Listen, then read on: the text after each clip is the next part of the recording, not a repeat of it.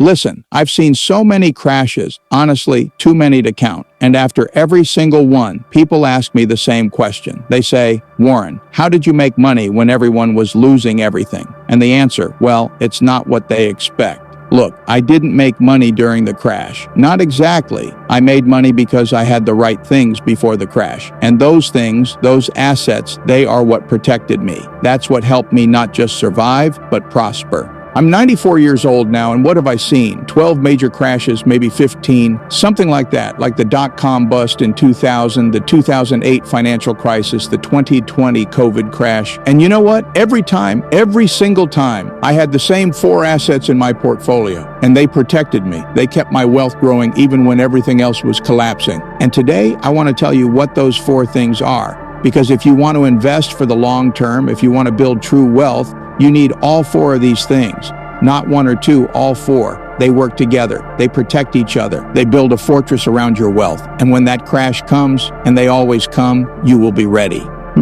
So let me start with the first one, which is honestly the most important, cash. I know what you're thinking. Cash, Warren? Cash doesn't grow. Cash just sits there. Inflation eats it up. And you're right. Cash is a terrible thing for long-term investing. But what people don't understand is this. Cash is not an investment. It's a weapon. Look, during a crash, when everyone is panic selling and the market is down 30, 40, 50%, that's when the opportunities come. That's when great businesses go on sale, when you can buy $1 for 50 cents. But you can only take advantage of those opportunities if you have cash. If you are fully invested, if every single dollar you have is tied up in stocks, then when the crash comes, you can do nothing. You just have to watch. You'll see these incredible opportunities go by, and you can't make a move. I always keep cash, always. At Berkshire, we usually have somewhere between $20 billion and $150 billion in cash. People think it's crazy. They say, Warren, you're losing money to inflation. You should invest that cash. But I'm not losing money. I'm being patient. I'm waiting for the opportunity for the crash, for those moments when I can deploy that cash at incredible prices. Think about the 2008 financial crisis. Everything was collapsing. Banks were failing. The stock market was in free fall. And I had cash, a lot of cash. So I made deals. I invested in Goldman Sachs, General Electric, and later Bank of America. Not because I was brave or smarter than everyone else, but because I had the cash and they needed it. And those investments, they made me billions and billions of dollars. But here is the key point. I could only make those investments because I had kept the cash. When everything was going up, I wasn't fully invested. I was patient. I was waiting. Look, cash gives you options. When you have cash, you can act when others cannot. You can be greedy when others are fearful, but if you don't have cash, if you are fully invested, you are trapped. You can only watch, and watching opportunities go by is the worst feeling in the investing world. All right, now on to the second asset, high-quality businesses. Not just any business, not just stocks you hope will go up, but truly high-quality, durable businesses. Look, in a crash, most stocks go down. Everything goes down, really, but not all businesses are hurt equally. Some businesses, the great ones, they actually get stronger during a crash because their weaker competitors fail, and they can scoop up market share assets at low prices. And when the economy recovers, they are in a better position than before. Let me give you an example.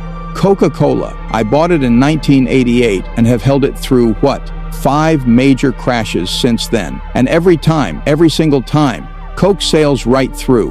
Why? Because people keep drinking soda. Even in a recession, even in a depression, they might drink a little less, but they still drink it. And Coke has this incredible brand, this global distribution system, its relationships with every retailer and restaurant on the planet. You can't replicate that. It's a moat, a competitive advantage that widens over time. So, when the market crashes, when Coca-Cola's stock goes down 30 or 40%, I don't panic because I know the business and I know the business is fine. Eventually, the stock price catches up with reality. It always does.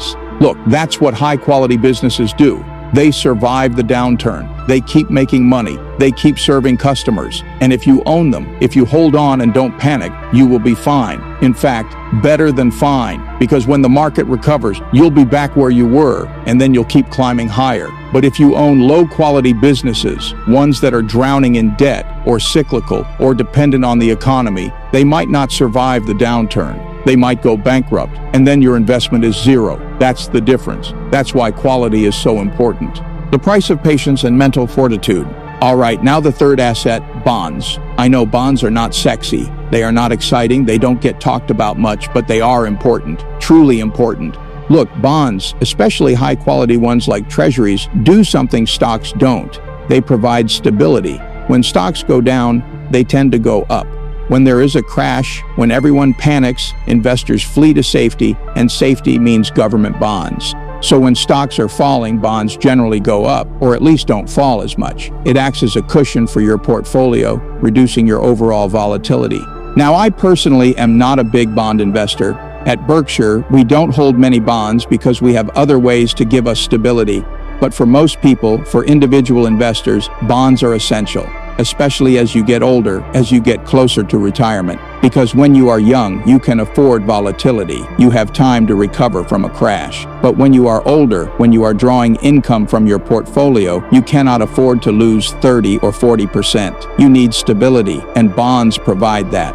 And that brings me to the fourth asset, the last one, real assets. What do I mean by real assets? I mean the things that have an intrinsic value, a physical value that cannot go to zero. Real estate, commodities, land, infrastructure, the things that will always be valuable because they are real. They exist in the physical world. My favorite real asset is land. I own farmland, not a lot, but some, and I love it. Why? Because no matter what happens, the land will still be there. The stock market can crash, the economy can go into a depression, banks can fail, but the land, it's still there, still producing crops, still generating income. And farmland is actually a pretty good investment during a crash because people always have to eat, no matter what the economy is doing. So the farms keep producing, keep generating cash, keep paying rent. It's stable income, reliable income.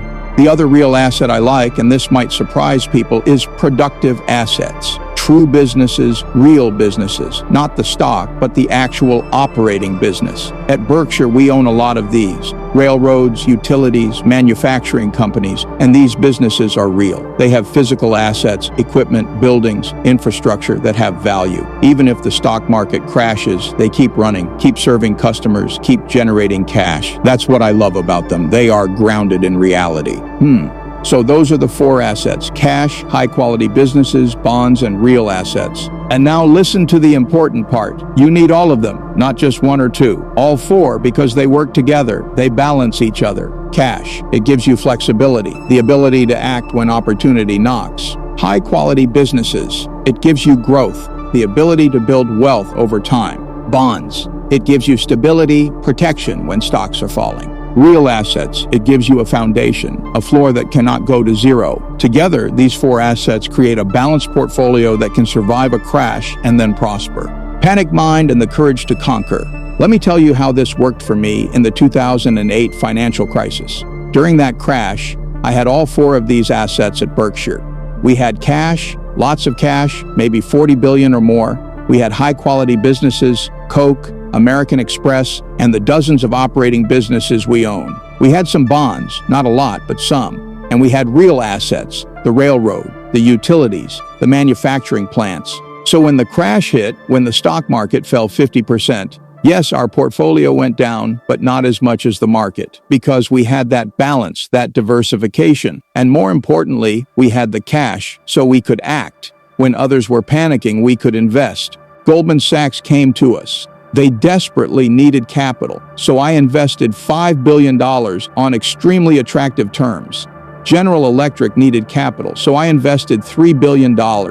And those investments, they generated a huge return for us, hundreds of millions of dollars. But I could only make the investments because I had the cash, because I maintained that balance. Look, this is how you survive a crash, not by luck, not by timing the market, but by having the right assets, by being prepared, by having cash when opportunity strikes, by owning the businesses that endure, by having stability from bonds, by having a foundation in real assets. That is the fortress. That is your protection. Avoiding tragedy and creating fortune. Let me tell you about another crash, the COVID crash in 2020. That was fascinating, truly fascinating, because it happened so fast. The market dropped 35% in about a month, the fastest crash I've ever seen. Just whoosh, straight down. And you know what I did? The same thing I always do, the exact same thing. I had cash. So I bought stocks. I invested in my favorite companies that had become cheap. I had high-quality businesses, so I didn't panic because I knew they would survive. I had bonds for stability, and the real assets kept chugging along. And 6 months later, the market was back to where it started. And a year later, it was higher than before. But a lot of people panicked. They sold at the bottom. Why? Because they weren't prepared. They didn't have the right assets. They were fully invested in stocks. No cash, no bonds, no foundation. So when the crash hit, they had no choice but to watch, or worse, to sell. And they lost money. Real money, permanent money. That's the tragedy. That's what happens when you are not prepared. Look, I've been doing this for 75 years now, and I've learned one key thing. It's not about being the smartest investor. It's not about picking the shiniest stock. It's about survival. It's about staying in the game, because if you can stay in the game long enough, if you can ride out the crashes, you will be fine. Better than fine, you will be rich. But you can only survive if you have the right assets. Cash, high-quality businesses, bonds, real assets. These 4 things, they are your armor, your protection, and if you have them, you can survive anything, any crash, any crisis, and come out the other side stronger. Peace of mind, the priceless asset. Let me also say a word about the psychology of a crash, because having the right assets, that's only half the battle. The other half is having the right mindset. Look, crashes are terrifying, truly terrifying. When you see your portfolio down 30 or 40%, when you see headlines of banks failing and companies going bankrupt, your instinct is to panic, to sell, to get out before it gets worse. That's human nature. That's how we are wired. But that is the worst thing you can do, because that's when you lock in your losses. How do you fight that instinct? How do you stay calm? By having confidence in your assets. If you have cash, you know you can survive. You can even act. If you have high-quality businesses, you know they will recover. If you have bonds, you know they are providing stability. And if you have real assets, you know you have a floor, a foundation, that knowledge, that confidence. That's what allows you to think clearly. That's what allows you to make good decisions instead of emotional ones.